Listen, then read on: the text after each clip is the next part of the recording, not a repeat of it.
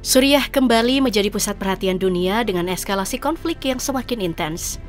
Kelompok Hayat Tahrir al-Syam atau HTS kini tengah mencoba memperluas kendali mereka, menargetkan daerah-daerah strategis seperti Aleppo dan Hama. Kelompok ini yang menentang pemerintahan Bashar al-Assad tampaknya ingin menegaskan dominasi mereka di tengah situasi yang semakin kacau. Yang lebih mengejutkan adalah munculnya dugaan keterlibatan beberapa pihak yang sebelumnya tidak disangka. Salah satunya adalah Turki. Turki disebut-sebut telah lama memberikan dukungan kepada HTS, bahkan sebelum konflik ini mencapai puncaknya. Sejak pecahnya Perang Saudara di Suriah pada tahun 2011, Turki telah mengambil posisi yang jelas dengan mendukung Free Syrian Army atau FSA, kelompok yang menjadi oposisi utama Assad. Keterlibatan Turki tidak hanya sebatas pernyataan politik. Organisasi Intelijen Nasional Turki atau MIT diketahui aktif melatih pasukan FSA, bukan hanya untuk melawan rezim Assad, tetapi juga untuk menghadapi ancaman ISIS yang saat ini menjadi musuh bersama dunia. Erdogan, Presiden Turki, secara terbuka mengecam Assad atas berbagai pelanggaran kemanusiaan yang terjadi di wilayah-wilayah perbatasan dengan Turki. Baru-baru ini, Turki mencoba mendorong upaya rekonsiliasi dengan Assad, tetapi usulan tersebut mendapat penolakan tegas. Assad menuntut Turki menarik seluruh pasukan dan kelompok bersenjata mereka dari wilayah Suriah sebelum pembicaraan lebih lanjut bisa terjadi. Dukungan Turki terhadap kelompok oposisi seperti HTS menimbulkan banyak pertanyaan. Apa alasan mereka terus terlibat? Apa yang sebenarnya ingin dicapai oleh Turki di Suriah? Di sisi lain, Hayat Tahrir al-Syam tidak tinggal diam. Baru-baru ini kelompok ini berhasil merebut kota Aleppo yang dikenal sebagai pusat budaya dan perdagangan kuno di Timur Tengah. Serangan ini disebut-sebut sebagai salah satu yang paling signifikan sejak Perang Saudara Suriah dimulai lebih dari 1 dekade lalu.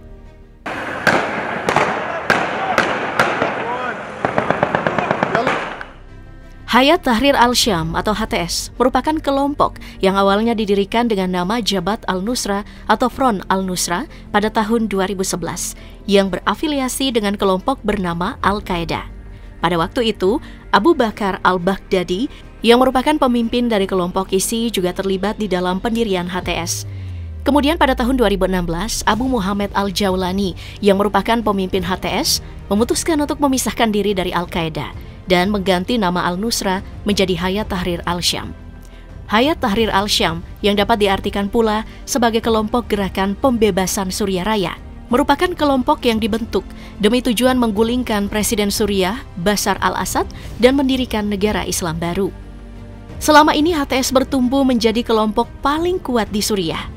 HTS telah mengkonsolidasikan kekuatan ke provinsi Idlib dan Aleppo dengan terus berusaha menghancurkan para kelompok lain yang dianggapnya sebagai pesaing, termasuk kelompok Al-Qaeda serta ISIS. HTS berkeinginan untuk menguasai dan memimpin wilayah yang saat ini dikuasai oleh pemerintah Suriah sejak 2016 tersebut. Berdasarkan informasi dari The Guardian, selama 13 tahun lamanya, HTS dipimpin oleh Ahmed Hussein al-Sahra atau yang lebih dikenal dengan Abu Muhammad al-Jawlani.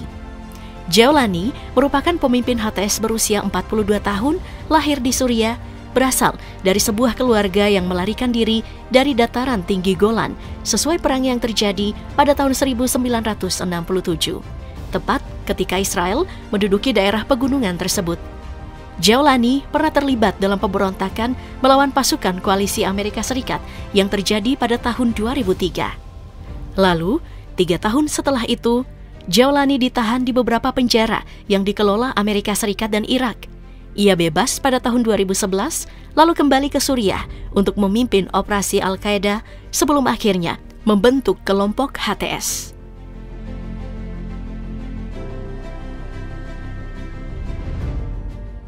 Ketegangan yang terus meningkat akhirnya membuka beberapa fakta mengenai siapa saja yang kemudian terlibat dalam konflik HTS di Suriah. Beberapa negara, termasuk negara barat, juga ambil bagian dalam konflik tersebut. Kelompok HTS dikatakan mendapat dukungan dari Turki, Arab Saudi, Uni Emirat Arab, serta Amerika Serikat.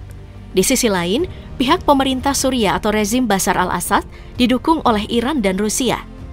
Bersama dengan Hizbullah, Garda Revolusi Iran telah turun tangan untuk melawan kelompok pemberontak bersenjata. Sementara Rusia telah mendukung Suriah dengan menurunkan angkatan udara miliknya. Pada tahun 2020 silam, Rusia dan Turki bahkan pernah menjadi perwakilan kesepakatan senjata di Provinsi Idlib yang dikuasai oleh HTS. Pada waktu itu, mereka sudah setuju untuk membangun keamanan bersama-sama. Pertikaian besar belum terjadi sama sekali, tidak sampai seperti sekarang ini ketika HTS sudah menguasai Aleppo. HTS menguasai Aleppo dengan dalih agar wilayah tersebut terbebaskan dari Suriah. Mereka juga menyerang pasukan militer Suriah dan kelompok milisi pro-Iran.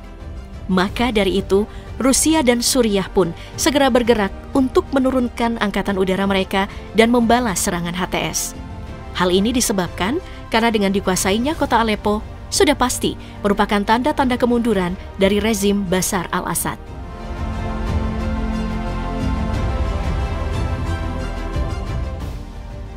Jika melihat Turki dengan Suriah secara geografis, Turki telah berbagi perbatasan umum terpanjang.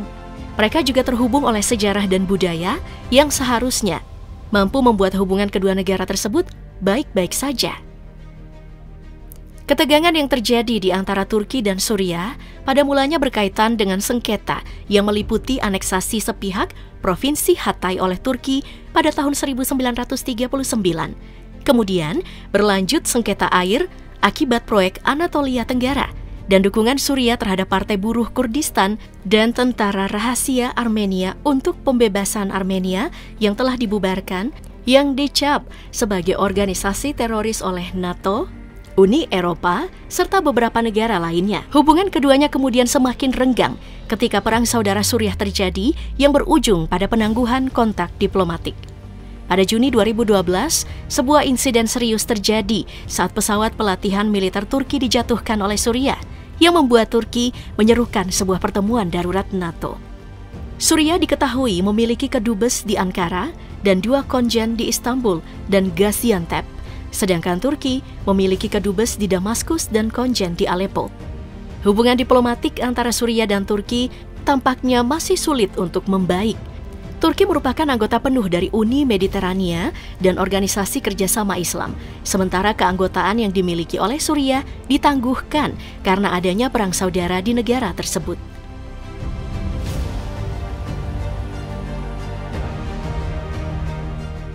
Berbicara mengenai Turki dengan Israel, jelas bahwa Presiden Erdogan tampak beberapa kali menyatakan kecaman terhadap kekejaman yang dilakukan oleh Israel terhadap Palestina.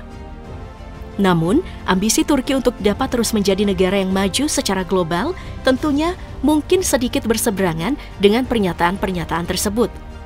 Pada tahun 2023 lalu, Presiden Erdogan menelpon Joe Biden dan menyatakan keinginannya untuk menjadi bagian dari Uni Eropa atau European United. Tak hanya dengan percakapannya dengan Joe Biden, Erdogan pun sempat mengulangi pernyataan yang terkait dengan masuknya Uni Eropa dengan proses masuknya Swedia ke Pakta Pertahanan Atlantik Utara atau NATO. Lebih detailnya lagi, Turki mendukung Swedia bergabung dengan NATO jika Uni Eropa mungkin membuka peluang pembicaraan mengenai keanggotaan dengan pihak pemerintah Turki. Seni savaş suçlusu olarak dünyaya ilan edir. Tentu saja Turki mencoba untuk masuk ke dalam lingkaran konflik bukan tanpa memiliki apa-apa. Kekuatan militer Turki terbilang merupakan kekuatan militer yang besar. Kekuatan militer Turki berada di peringkat 8 secara global dari total 145 dengan indeks power 0,2596. Jumlah tentara aktifnya ada 355.200, tentara cadangan ada 378.700, dan pasukan paramiliter ada 150.000. Untuk anggaran pertahanan, Turki mencapai 40 miliar US dollar. Dengan kekuatan yang dimilikinya, maka tidak mengherankan jika Turki tampaknya terus melakukan dukungan terhadap Hayat Tahrir al-Syam dan berani melakukan berbagai manuver politik yang membuatnya memiliki pengaruh di kawasan Timur Tengah, serta mampu mencuri perhatian negara-negara Barat.